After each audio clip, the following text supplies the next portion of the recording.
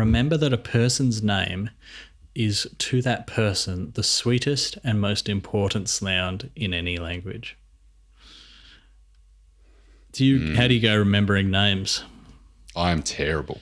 I meet someone and the name has bounced off my ear. It didn't even go into my ear. It bounced off my ear before it even went in.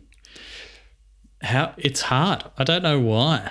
It's like, I'll remember this person's name and then bang. Have you got any tricks? I know that there's... See, I never forget a face.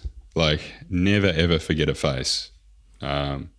Or what someone looks like, or where I've even where and how I've been associated with that person.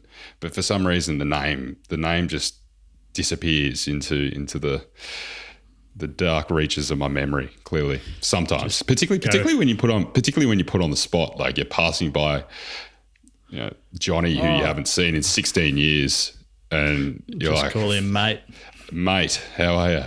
And then you can have a whole conversation just sent mate. Yeah.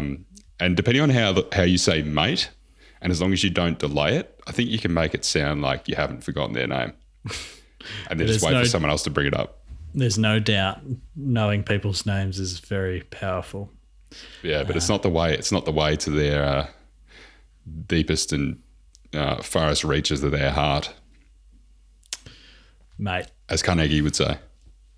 So it was an interesting example. I used to work at a company called Fulton Hogan, and there was a guy who worked there called Jules Fulton, and he was, I think, the grandson of one of the founders, or maybe even the son, I'm not sure. And everyone had every reason to hate this guy, like kind of born into the royalty of the family sort of thing. Were you one of them, Lockie? No, it's more like,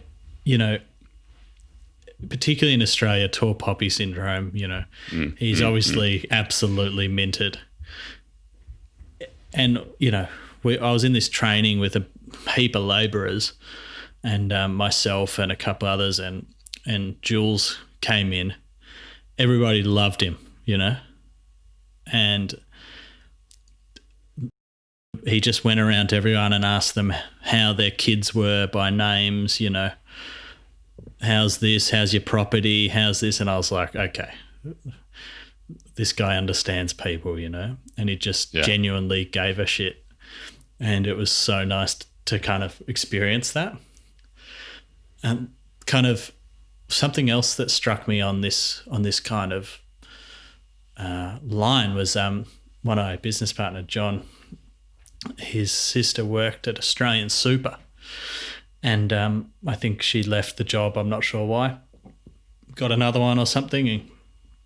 And on one of her last days, she got an email from the CEO. This is a big company. And she'd met this guy once. They're like Australia's biggest super fund, I think. Yeah. Or close to it. And she'd met the CEO once, and he wrote an email saying, look, it's really sorry to see you go. I enjoyed, meeting you, and I wish your family all the best and this sort of thing. I'm just like, man, that's classy, And I've told like 20 people that. So it certainly struck a chord with me. I don't know why, but it's those kind of, it's actually caring, isn't it? It's pretty basic, but that sort of effort's very uncommon, I think. Yeah, you've got the time to go out of your way to wish people well. Or even to remember who they are. Yeah, correct. For someone at that level who might have 1,000 employees or something. Yeah, or probably more than that, mate. Yeah, totally.